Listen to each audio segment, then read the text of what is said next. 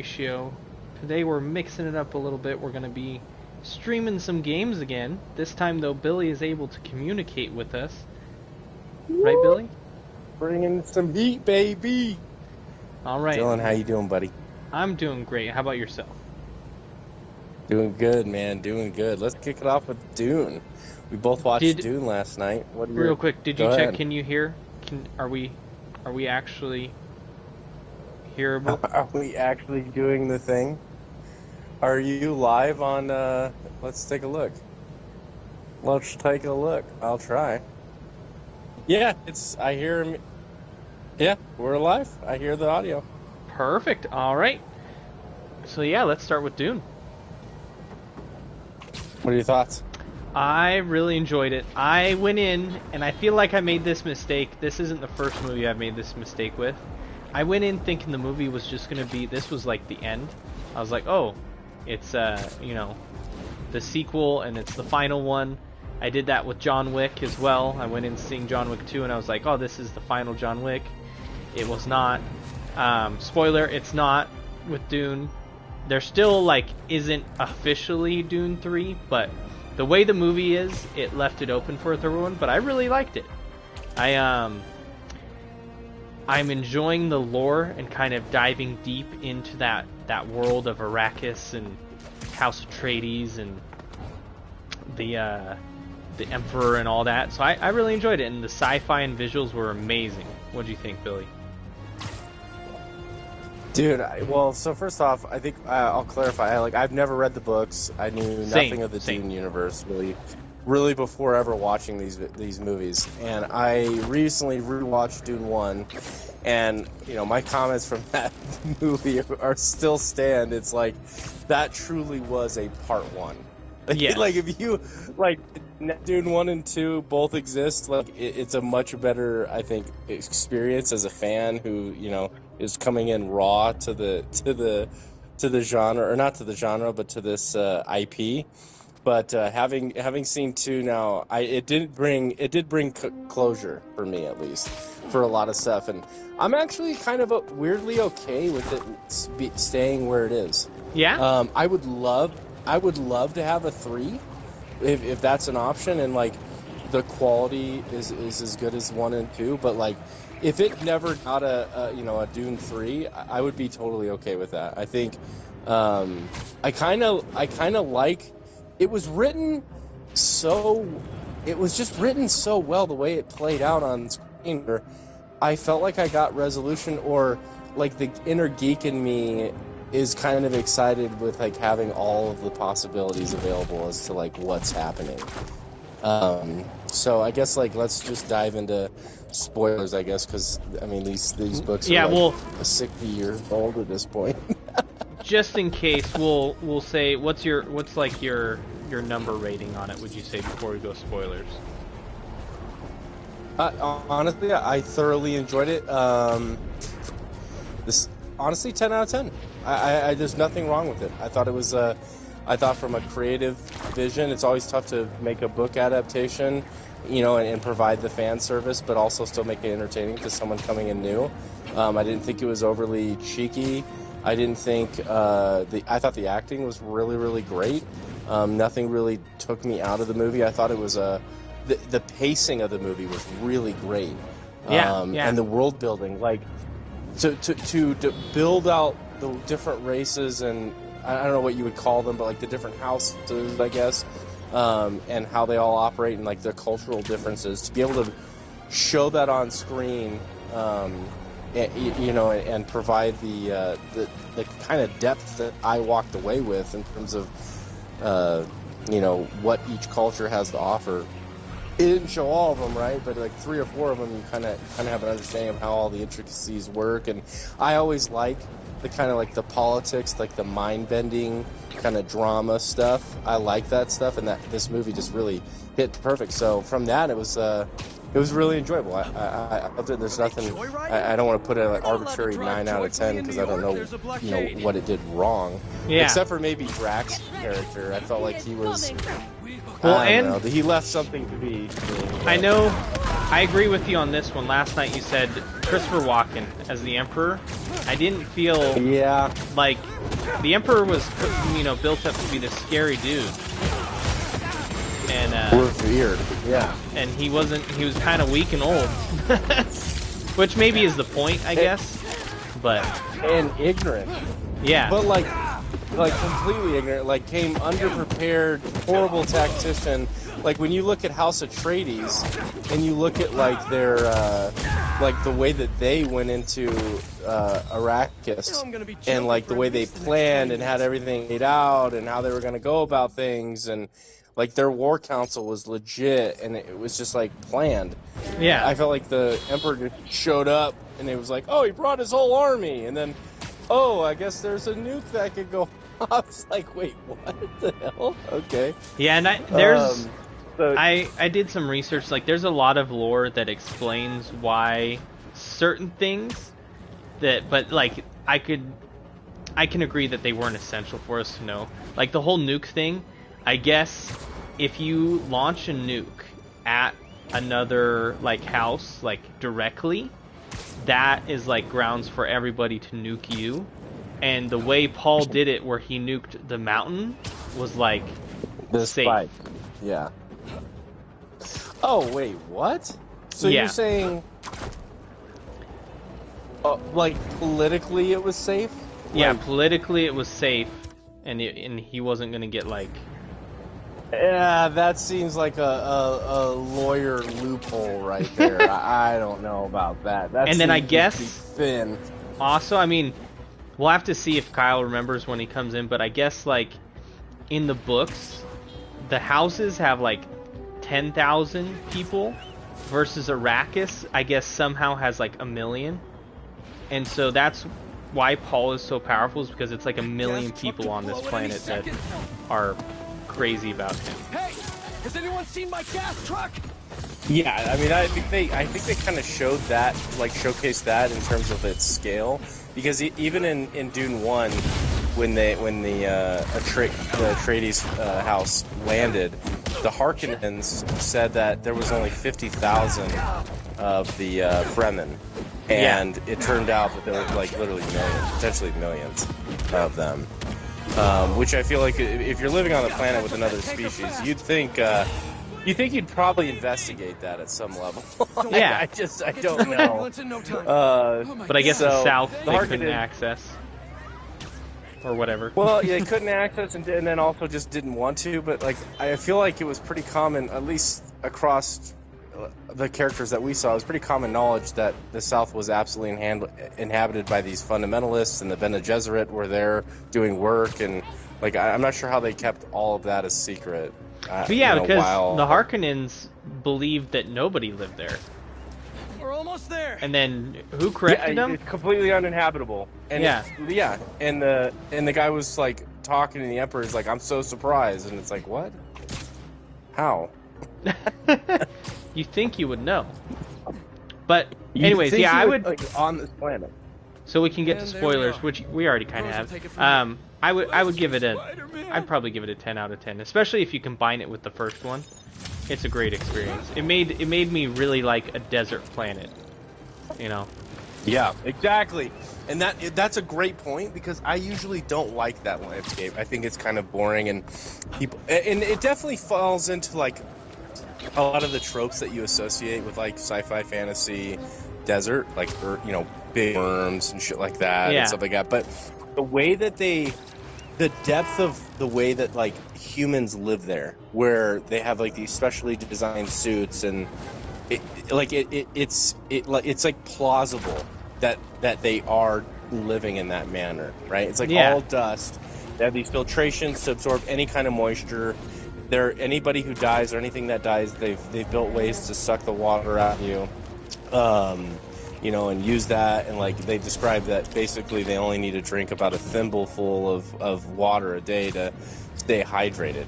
And so like you can see that, like, the depth of the world building that was done in the books really came across on There's the TV, robber. on the film, Gotta stop. Yeah. very well. And so I love that. Yeah, But yeah, so good. we'll go into spoilers. I mean, Oh, you guys big it truck ends fans? with Me too. Paul declaring war on the rest of the houses because they didn't recognize his rise to power. Serious question, guys. And I And mean, then he's left in like an angry three-way Whatever. love Yeah. triangle. love triangle. I so hope we get to see that galactic war because that would be so cool. I did already spoil it as far as like he wins, in the books, and like there's a 15-year time skip Of course. between this book and the Yeah. next one, which is kind of lame. I It mean, is. because it's like you build up to this war and then all of a sudden it's like, oh yeah, he won. It's like, what? I was waiting for the war. And that's kind of what Rings of Power is struggling with, is like Tolkien. There's like a gap in this era of like I think between the I think it's between the first and second ages. I think is where Rings of Power. It's like either that or the second and third ages. That Rings of Power, the TV series by Amazon, is kind of finding itself in, and they're kind of choosing that to write it. And of course, the Tolkien fans are like extra salty about like everything not being 100% Tolkien perfect. And honestly, I think they're being hard asses, but. I feel like they could totally do a Dune 3 and show that what that war would look like, you know? Yeah, I mean, there's a ton of it time, honestly- like 15-year time skip. They could use Dude, that. that's so long. Absolutely. They could use that to inject their own writing and make some cool stories from it. And, like, honestly, what is interesting about this is, like, most sci-fi fantasy, you think, like, okay, large scale, I'm going to see, like, crazy weapons, crazy all-out war. I felt like Dune was really dialed back in the war, and it was much more about, like, making amends and alliances, and it was like the politics side. It was kind of refreshing to see how they handled a lot of the. Well, there was absolutely like the barbaric, hand-to-hand combat and shit like that. I felt like it was less about that and much more about, using his gift of foresight and kind of manipulating his way around situations to make the outcome what he wants, Yeah. So I And- feel like an all-out. It would be interesting to balance that with like an all-out war against the rest of the houses to see like can he flip certain houses and can he? How is he going to divide out spice production and all this stuff, right? So Yeah, I want to see it. And I mean, I Definitely. love the technology and the science they have in this. It's so cool. To me, it's so refreshing. Like, it's not like Star Wars. Because I feel like a lot of sci-fi Yeah. falls into kind of the trope of like, they either do Star Wars or they do like as realistic as Star they can. Trek, yeah, And then, exactly. but with this or one, like always the same style of like technology, right? Like screen, like holographic screen pops up in front of you, and they start waving their hand ridiculously across Yeah. the air, right? It's like, well, that's never gonna happen. yeah, but here we have Like we already know that now. Yeah, but here we have like crazy powers and foresight and worms that you drink their blood and it kills you, but only if you're a man, but not Paul because he's special. And Not special. But you know what? Did you adjust the game audio? no, should Kyle I turn says it down? The game audio is too loud. Game audio is too loud, and he can't hear Okay. us. I just have Um, I'm playing, so I didn't see that. You're I'll turn good. it down now. Yeah, and it's a healthy balance between sci-fi and fantasy. I feel like with like the elixirs and stuff that they have to drink and shit like that. It would be cool. I would love to see a Dune 3 where they get into more of the houses and like their cultural differences. It'd be kind of really as interesting to like follow more of the Bene Gesserit storyline of how they're continuing to manipulate and what ultimately their goal is, because like obviously they're trying to get the perfect person to take over the throne, right? So that the they Emperor's can control throne. them. Yeah. So that they can control them, right? And like, what does that actually mean? Because from the likes of it, at least from what I understand, I don't think Timothy Chalamet, it can be controlled. At least I feel like he sees right through their plan, at least Yeah. at this point. So it'll be interesting to see, maybe they come up with a storyline where he just like, almost like the Mother of Dragons from Game of Thrones, where she continually gets corrupted and corrupted by this idea that she's destined for the throne, to where she becomes her own worst enemy, and she's just like another, person in the cycle kind of thing, But see, he can see all potential futures. So he's kind of immune to that. At least that's right kinda now. helpful. Well, that's what I'm saying. So how do they expect to manipulate him, right? So do you want know. me to like spoil what happens supposedly in the books? Sure. So he eventually like steps down voluntarily to stop the jihad because like they're doing horrible war crimes at some point. Yeah, like so his popularity and his religion grows so large and so massive that they're like committing war crimes and doing bad stuff, and he has to step down. Name. Yeah, and exile himself pretty much. Oh my God. Okay. So I think the whole point of his character and like why the Bene Gesserit don't like him is because they can't control him, and I don't think they ever will. I think they'll try and do what they did in this movie, which is, like have people to interfere with him, but I think they could take this if they do a part 3. I say they do the like part of the book and then fill in that 15-year time period, because the book itself is, I guess, just really political intrigue and the machinations of like how when he comes into power. But I think they could do both, especially in the movie. You show the war and then you show after the war. Well, I'm honestly thinking that this should be adapted to. I mean, I still agree with my initial reaction yesterday. I think we've got Dune 1 and 2 as films. I honestly think they should adapt this to a TV series with the same kind of core cast. And that way you can do a lot more of this, like, detailed storytelling in, like, a 10 or 5 episode format. And I don't know if you've seen the conversation going on online, but, like, it's actually hilarious to me because they're saying, like, this movie only cost $190 million. And they're comparing it to, like, some of these other AAA blockbuster films that cost, like, $300 to $400 million. And they're like, where's the difference? Where's the money going? And I honestly have to question it, too, because, my initial reaction is like, oh, cast. But I'm like, well, wait a minute. This has You have some banging cast here. pretty... Yeah. I'm like, this has some very recognizable people. Like, I have a hard time believing that that's the issue there. I mean, they've got some serious, like, Zendaya, Timothy Chalamet, like, and then the guy who played Ziltran.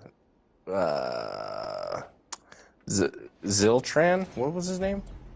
Zlatan or something. What was his? Stilgard. Stilgard. Okay, yeah. That guy, I've seen him in a handful of stuff, but now he's not an A-lister, but, like, I've seen him in a handful of stuff before. And so, I don't know, like, I definitely didn't think it was, like, some B-roll cast. I really think that. And there was so many, and the guy who played the Baron, he's like a goat in and of himself. He's from Good Will Hunting, and he also did some stuff in Marvel, where he was the professor there. So... I don't know. I don't see that that's the issue. Like, there's plenty of CGI in this film as well. Like, I don't know how does this film cost? It's a 3-hour movie. How does this film cost $100 million less than, like, Godzilla? You tell me. How is that? Because Godzilla costs $300 million, right? Yes, I believe. If I were to not minus $110 one. million left. Not minus one, right? Yeah. But, if I had to guess, it's maybe it's a combination of the director had a clear Money laundering? vision. money laundering, but he also like I doubt they did reshoots. Like I know, you know, Marvel does tons of reshoots and they're always changing stuff. And I feel like Denis, especially since he's wanted to, this is like his film that he worked hard to film because he's a fan of it. He probably had a vision in mind already and was able to just, you know, not really mess around. And then I feel like even though there is really great CGI, I think a lot of it is practical. And so maybe that cuts in the cost too. Like going to actual sets and stuff rather than having the CG sets.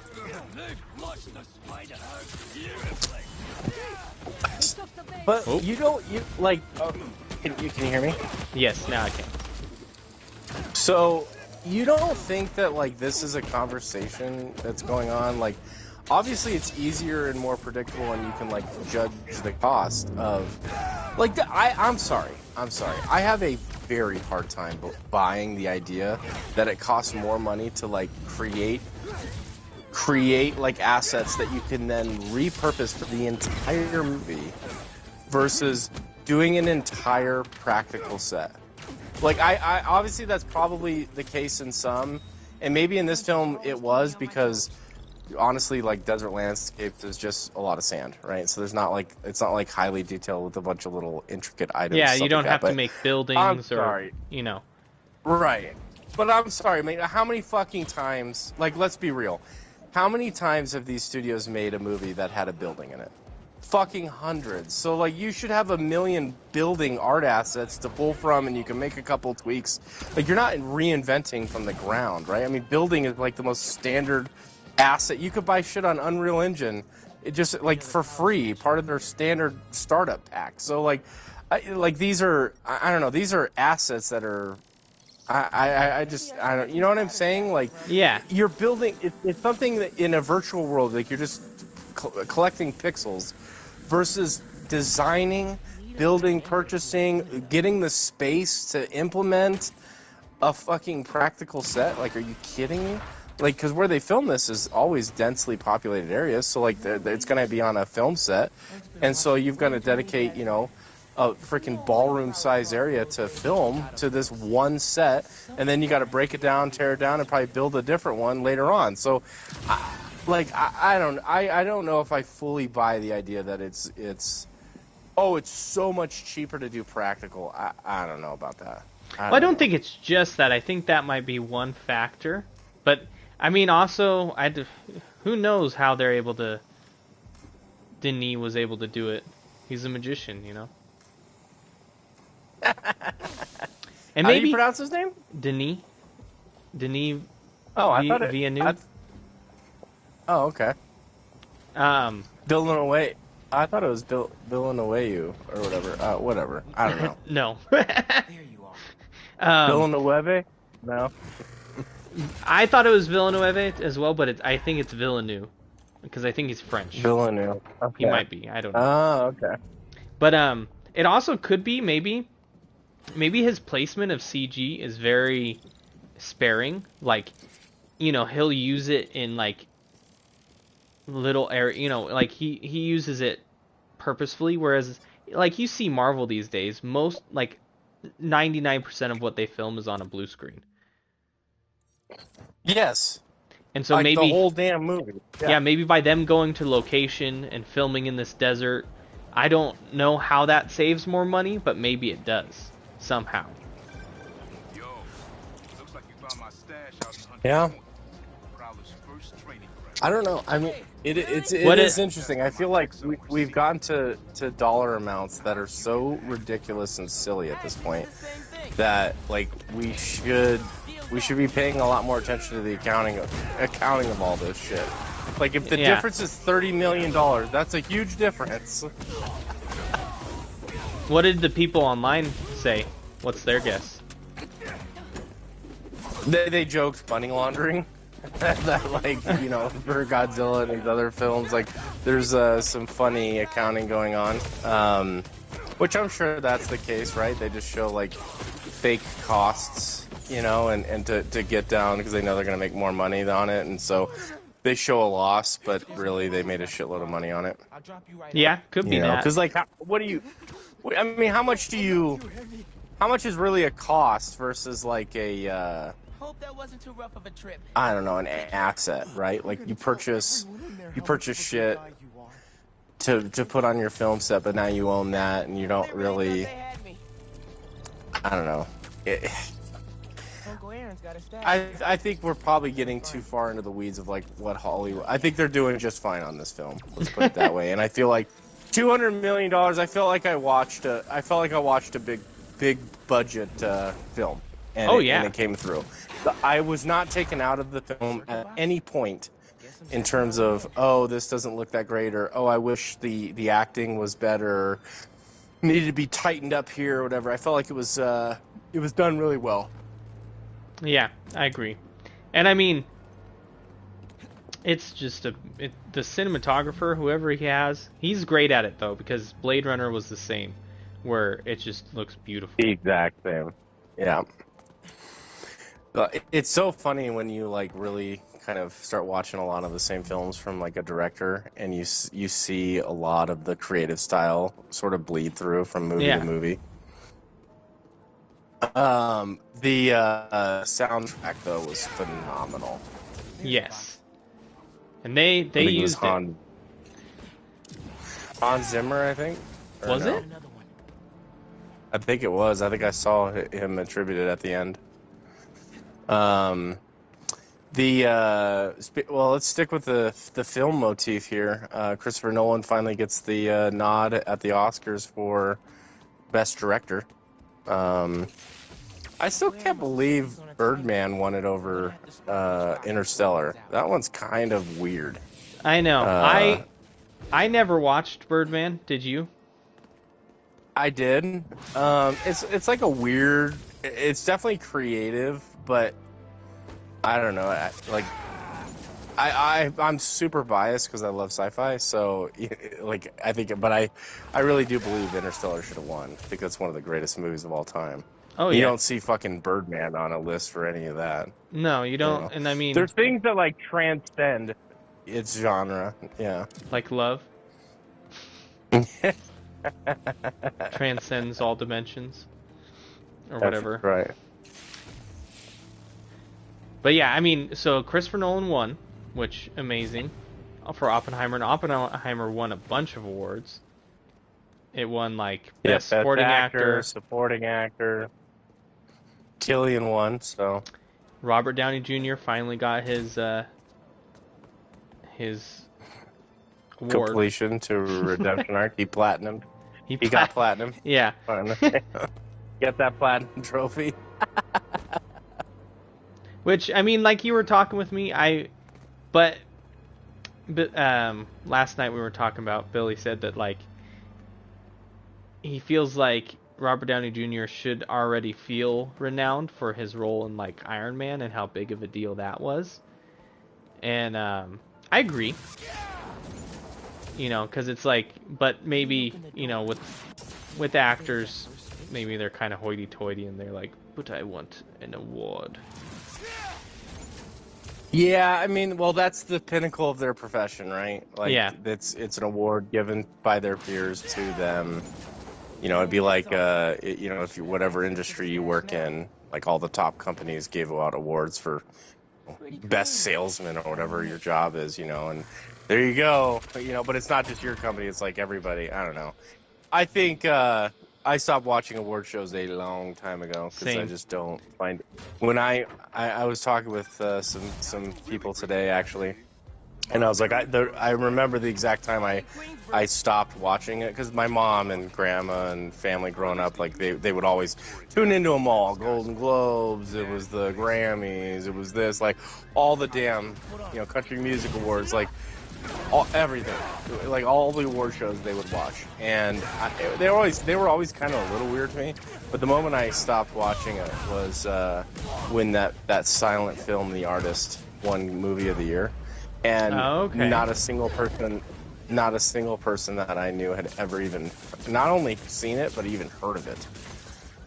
It was like completely unheard of, and it won over I forget what movies were in the category that year, but it was like, oh, okay, you don't really care about anything that I care about, Yeah. as a young, kid. So like, it's like whatever you guys deem valuable, and which makes sense for what they're trying to do, but not for what I care about. So what the hell? I'm like, what do I want to watch these? And then if you want to go and watch those shows nowadays, it's like you've got to have one of 16 different subscriptions to go and find where it's at. I know. Wish Dad and Uncle Aaron could have made things It's like, oh, it's on Netflix this week, but next week it's on Hulu for 2 weeks, and then once it's done with Hulu, it's going to hop over to Amazon Prime for 3 days, and then Amazon Prime's going to punt it over to Peacock, and then Peacock's going to feed it over to Disney Plus, and then Disney Plus is going to put it on Paramount Plus for 2 weeks, and then it's going to head on, and it just goes on and on and on and on and on and on and on. But yeah, I never really watched him as a kid, so I never got into him to begin with. So, every year is the same for me. I'm like, eh. Yeah. So this is Spider-Man, huh? Oh, and then it looks fun as hell. We gotta mention Godzilla one. That was his first American award. He's won many in Japan, but his first finally got recognized. I think that's a bigger deal than Robert Downey Jr. in my opinion. For probably, like, do you think of all movies it should have got it on? Do you think this is the one it should have been? I mean, yeah. I thought that movie was really good. Looks like some hunters are on us. Did you see it? -1, Godzilla? I don't think so, no. You should. If I did, it didn't leave an impression.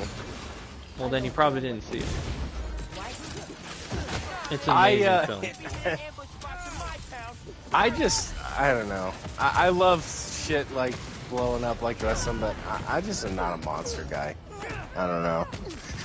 I wonder. It's probably because like I just can't. I can't identify. Like I can't identify with it. With Hulk, I love the Hulk because at some point he's still a human, but with like just a giant Godzilla, I don't know. Let me get Maybe this. I'm not sold on Godzilla. Well, I think so, Billy. The reason this one's different. This one is Godzilla is the villain, right? And like it focuses on a human, and the human story is good. And I think that's the big reason why this one deserved the win, in my opinion. Is like the current American Godzillas, the human story sucks. And the only good part is when the monsters fight. And this is different, where the human story is good and the monster fighting is good. So that would be my response to that. But then you say you can't relate to him, but you're the one who, if a superhero doesn't have superpowers, he's lame. I know. So it's not that. It's not that. I don't know what the difference. I honestly don't know what the difference is. To be honest, I don't really know why I do and I don't like it. I just, for some reason, I can't click into Godzilla. Maybe it's because his moveset is just so fucking boring.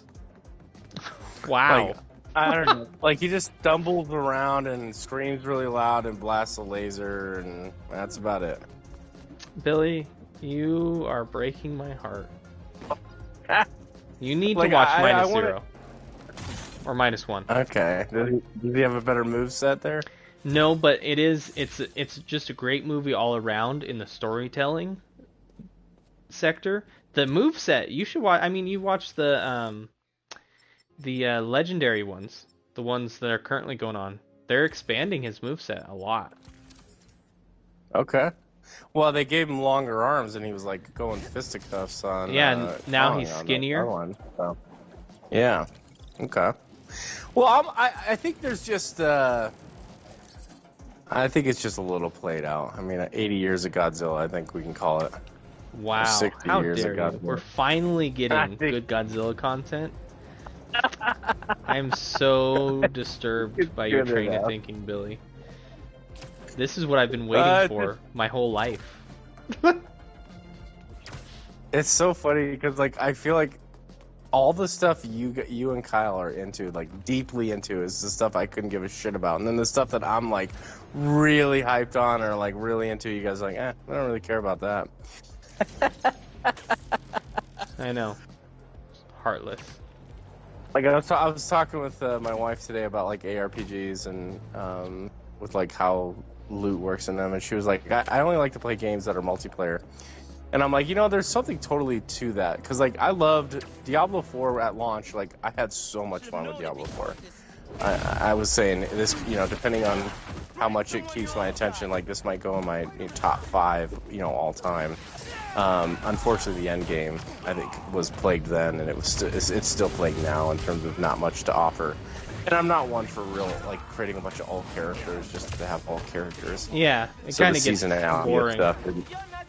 Yeah, the seasonality stuff didn't seem like crazy interesting to me. It wasn't diverse enough. It didn't change gameplay enough for me to go, oh yeah, let's do it. And I don't know, it got to a point where the difficulty was just almost cheese. So, but anyway, regardless, there's something to like, I love the ARPG mindset of like really fine-tuning a build and getting it dialed in and like min-maxing everything that you could possibly come across, and like having all these levers to make your character better. And I love that stuff, like the deep combat stuff. But I can't have that in absence of like a multiplayer experience. And not that you play Diablo 4 multiplayer, that's not the point. And I think this is where Diablo 4 failed for me, is the idea that there was no like, one, there's no loot filters, so you spend so much time like panning through loot in the loot game, just reading stats, and that's not really fun. What I'd rather do is just filter the loot on the ground so that it only shows me like if 50 things drop, I only want to see certain stat combinations. At a certain point in endgame, it's all I want to see. I want to see like high crit chance, high attack power, reduced cooldowns, like the stats I really care about. That's what I want to see. Yeah, I'd want their loot progression. At endgame, cause was kind of sucky in my opinion. Right, yeah, you guys didn't even really play the highest world tier, so, because there's a huge jump in loot, loot progression at that point.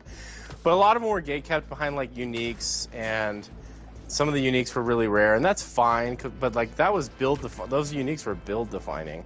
And I couldn't really at launch, like Sorcerer was in a bad. Anyway, it doesn't really matter what was plaguing Diablo 4. Everybody's talked about it enough. But the idea, like for me, is loot is. I love getting really good loot, and I don't know. You guys have never really played like an online game where Destiny. Loot really mattered, but like coming from but even Destiny, it's different, because like in a game like Guild Wars, like there or any of these ARPGs.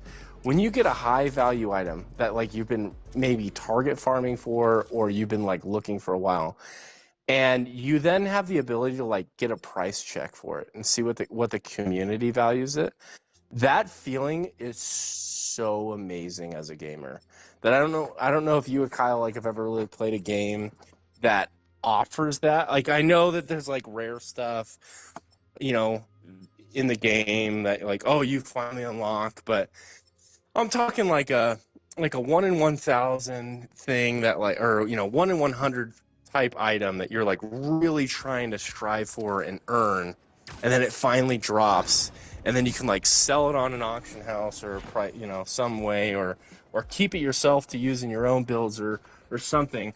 That to me, like loot in games is so important for the gameplay loop for me, that like I was missing that in Diablo, because I just felt like, oh, I'm waiting for this unique, and the loot just felt like it just kind of gradually got better instead of like any one significant jump in power because I got this item. You know what I mean? And I love that in games. I love that in games when you get this, like, maybe it's not any better, but like it's a super rare skin. And people really want that skin. So you could sell it, and then now all of a sudden you're like, ooh, I'm going to go level a different character now because I have now enough money to gear them out, and I can really have fun with that. Like, that's loot in games is so underrated. It really is. And Well, it's such not a an lot of impactful games thing. do it right. No, they don't. They don't. You're right. They don't. Like there's very few games that can do loot good. Diablo used to be one of them. From Definitely. and like some people do still like Diablo 4. I didn't think the loot was great. I thought it was too numbery, in my opinion. But yeah, loot is amazing, but it has to be done right.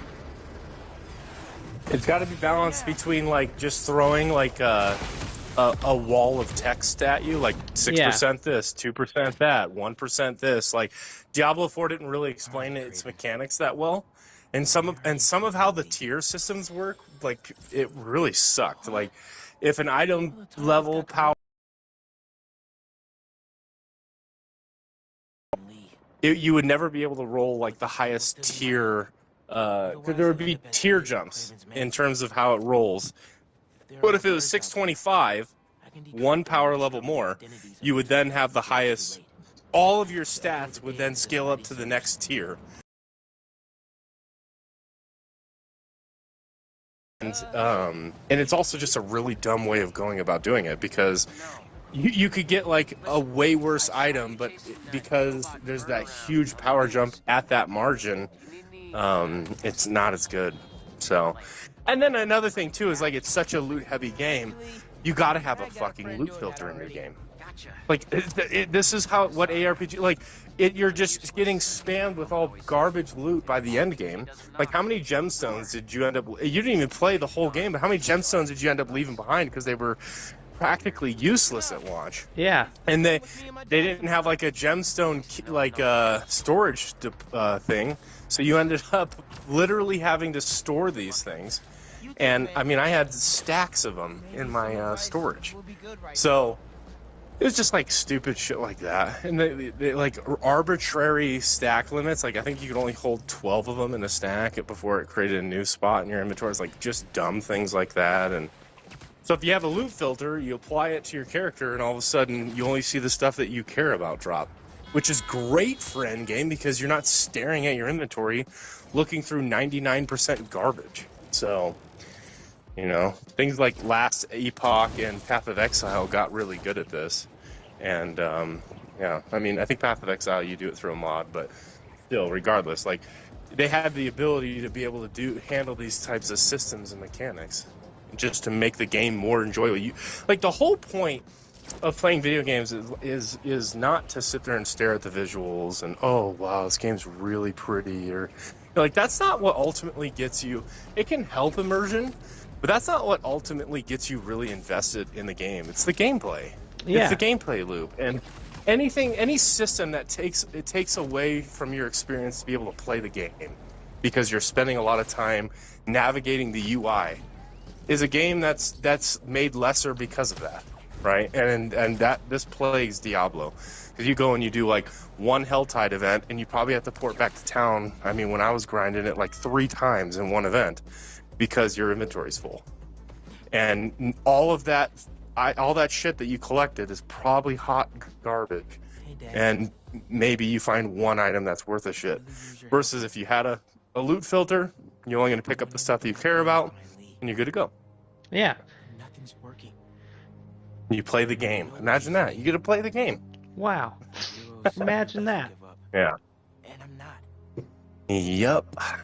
So what games are you playing, Dylan?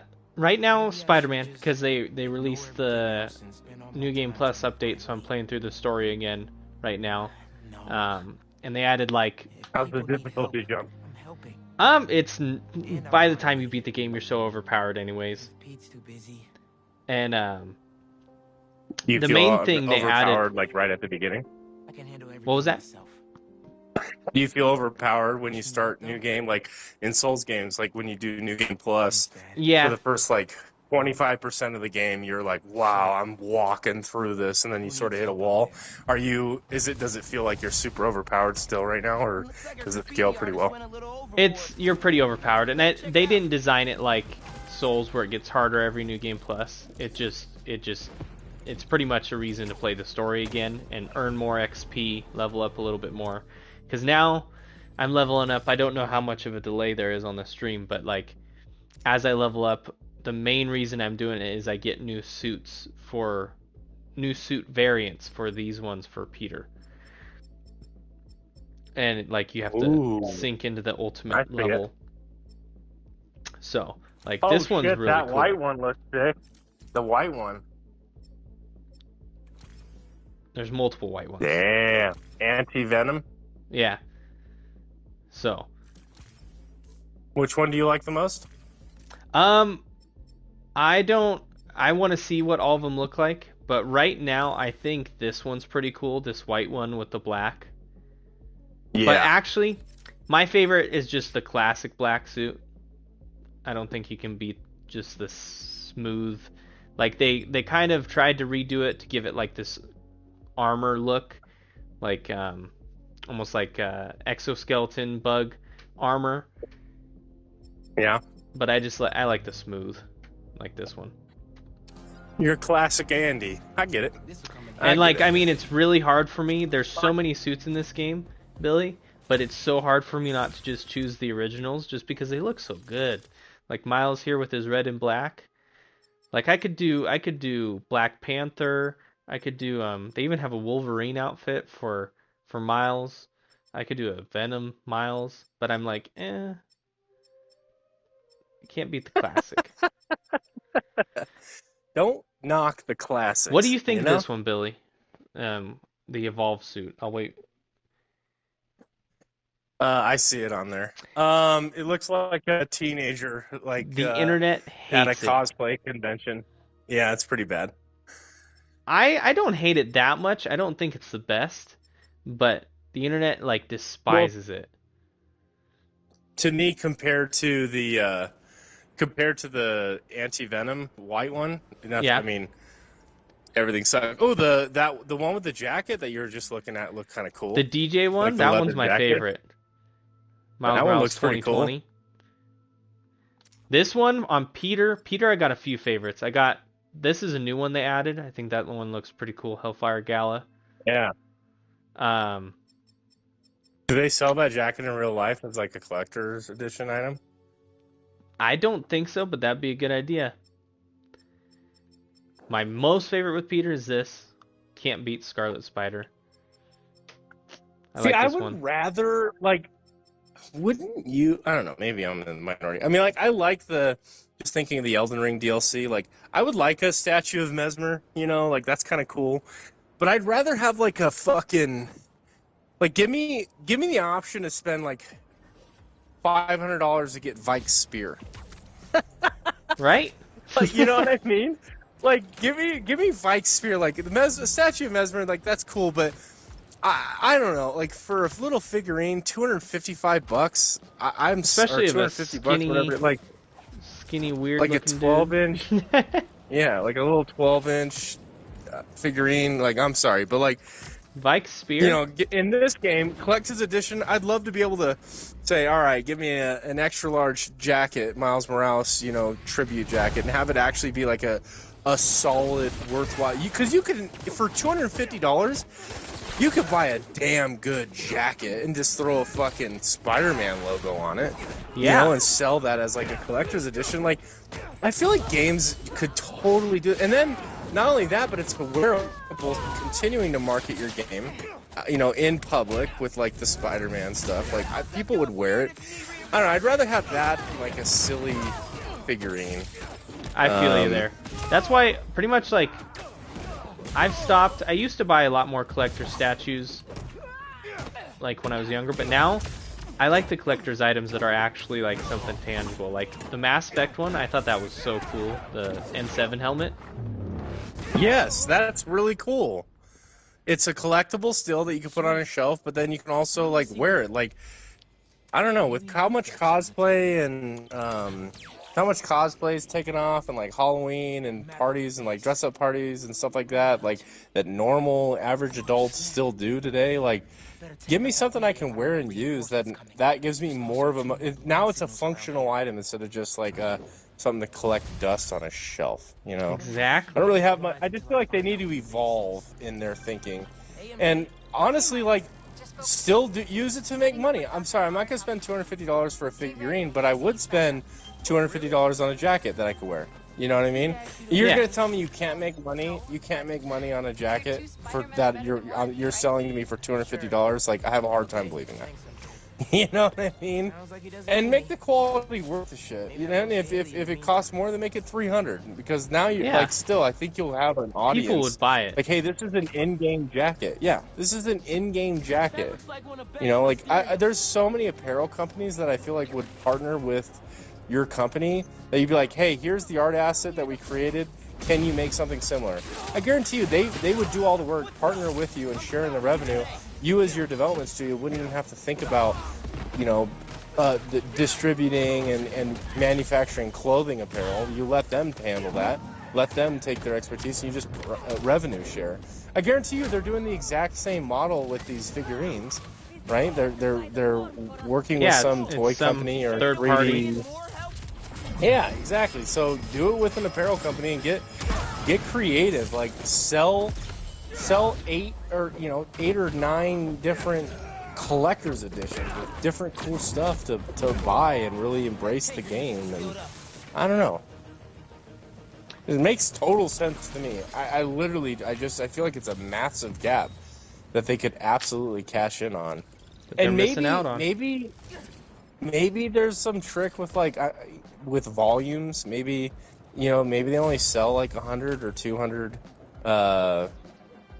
of these statues, so it's easier to do with, like, the toys and the trinkets. Then it's like really hard to do a run of 100 jackets. You can't really, like, the pricing, it doesn't make sense. You got to make thousands of them, and maybe that's the issue. But I don't know, man. What's up, Kyle? What's up? If I could chime in real quick, there's No. this guy I watch who, shut the fuck up. No, I'm just kidding. There's this guy I watch. He is like he reviews boots, right? And like talks about like the different qualities and whatnot. But he partners with big name boot brands all the time to develop specific boots, like for his channel. And he'll be like, this is my partnership with Nick's Boots. This is my partnership with, whatever. And they're always legit and high quality. And they sell out super quick, and then the partnership's done. They could easily do something like that. Dude, yes!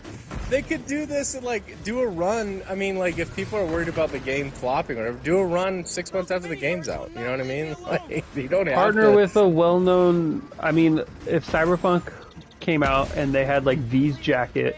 and they partnered with like a well-known leather company or something to make it, and then split the profits, they would still make a ton of money on that, and it would be way cooler than some stuff that we've been getting.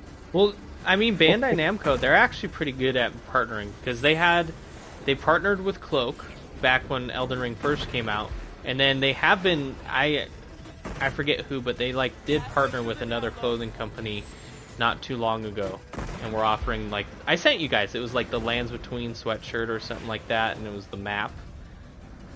Yeah, but wasn't it like $700 for a t-shirt Yes. or something laughable? Yes. and I'm not gonna lie to you, as much as I like Markiplier and Jacksepticeye and all that, I really don't feel like Cloak is... The quality sucks. The quality doesn't suck. It just doesn't. It's not what you pay for. Like, for what you're paying for, the quality is not on par with where it should be. It feels like it's like your typical Walmart, Target, Yeah. level of clothing. So and who you're do paying you guys for, think they should partner with? Like, Walmart? for Elden Ring? Yeah. Dude, partner with like Nike.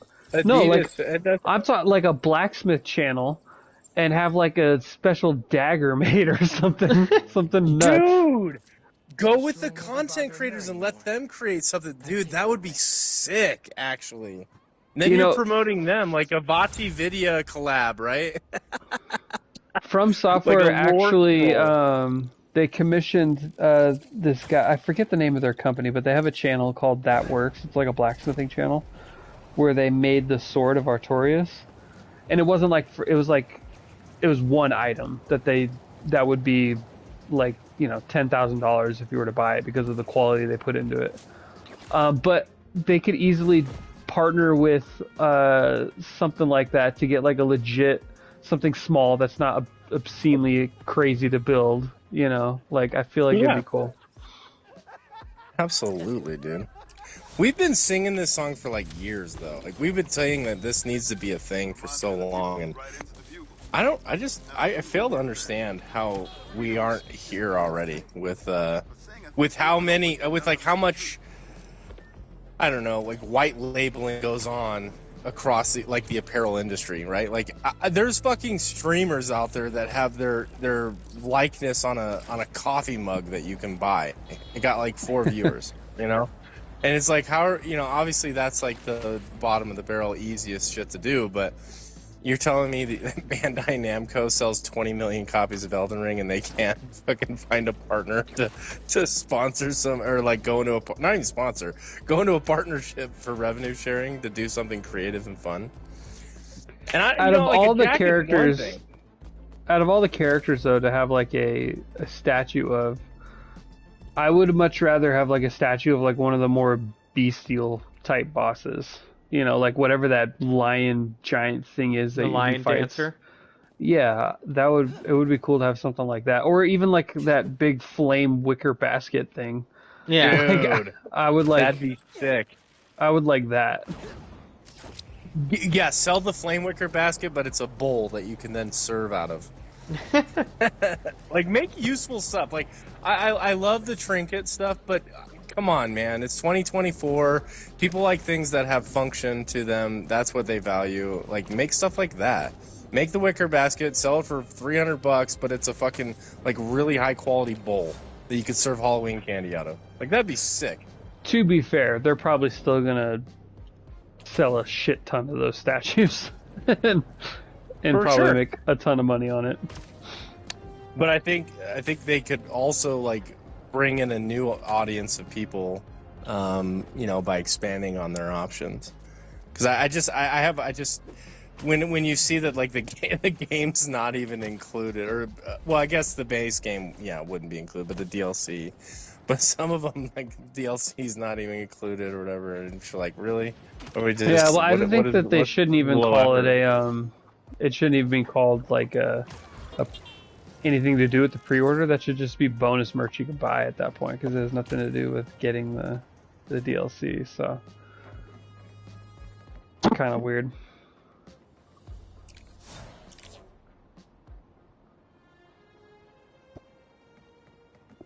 Well, are you ready to go, Kyle?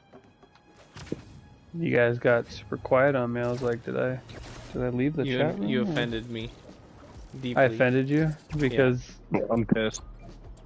Well, I'm offended that you offended Dylan. So I almost wish I could care about that.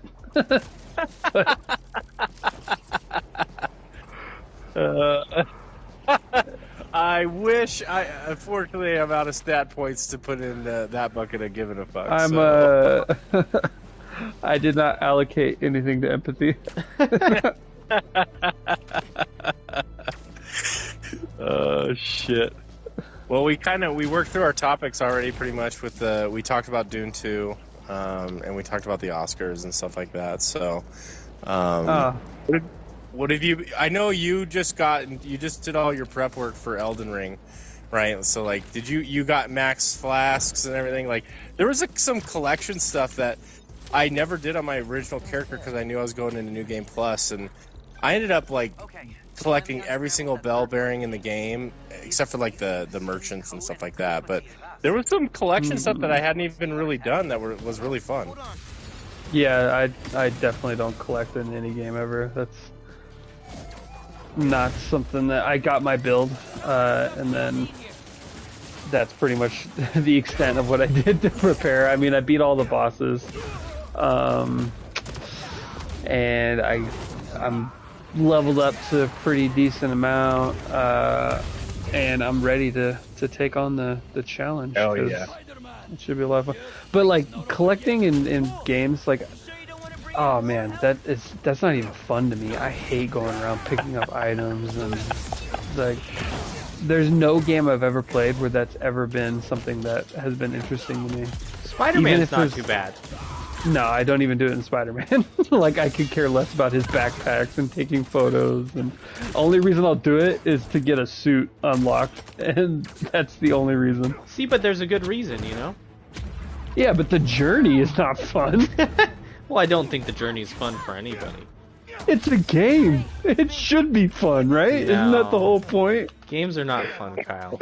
If you're playing games, have fun. You're doing something wrong. Yeah. If you're not designing your game to be fun, you're doing something wrong. Games are for making rich people more money. So, Wow. Well, so like in Elden Ring, like I didn't know this, but the only way to get all of the golden seeds in your base game playthrough, so to get like max flasks, which is 14, you have to kill essentially every single ulcerated tree spirit. And there's a few of them in some spots that I don't know if I ever found or like went. There's one in like the Lake of Rot that I've always avoided, and like you go and kill him and stuff like that. But they all give you like golden seeds, and so like going through that journey, it's like because that boss fight sucks ass, and you're like, wow, this is not fun. This is terrible. Same with And that then there- one that you have to fight for Millicent's questline. God, I hate that one. Just sitting in the middle of that pool of rot. Oh, dude, that is literally the worst one. Holy shit, that thing is so hard to kill. It literally, because he's like constantly bleeding you, you get Scarlet Rot immediately, and he's like dancing all over the place, and then he's like burning the rot, like it's like a bleed thing. Oh man. And the area is somewhat small if you don't want to be standing in that pool of rot, and so it's super easy for you to just fall off the edge. Yeah, dude. I literally just did that like 2 days ago, and that was I wasn't really dying to any of them, but yeah, I was struggling to all of them. That one I think killed me like 2 times. I'm like, wow, this is tough. Kind of dungeon. Lots of empty cells. Well, are you just killing sand people, and then you cracked open a stone? yeah, it's the Sandman. It's like his memories have been fragmented, and so I'm helping him piece together his memory, kind of. Yeah, makes sense. You know, you just go to a building and punch some sand, and you get your memories back. Naturally. Makes for some fun gameplay. So yeah, I did that. I'm having fun. Like, dude, I'm so excited for this DLC. I really, really am. Just to have, even if it sucks, like, all they need to do is literally, like, even if it was just no exploration and just 10 bosses in a row. Like, I would love that. I just want something new to kick some ass.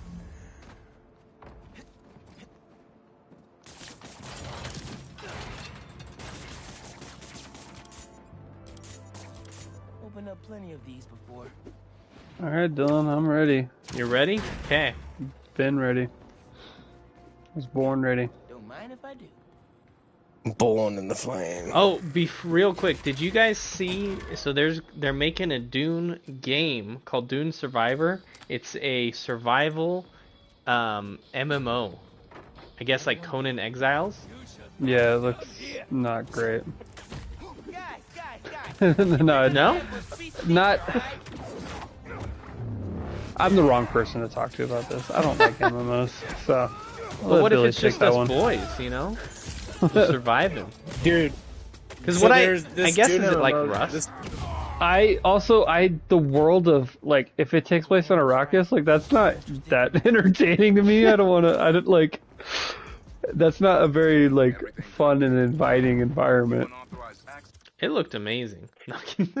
So it's been in the works for a long time. It's kind of been like one of the, like, because MMOs, I think on average they take 7 years to make. So they're pretty much like some of the longest development cycles.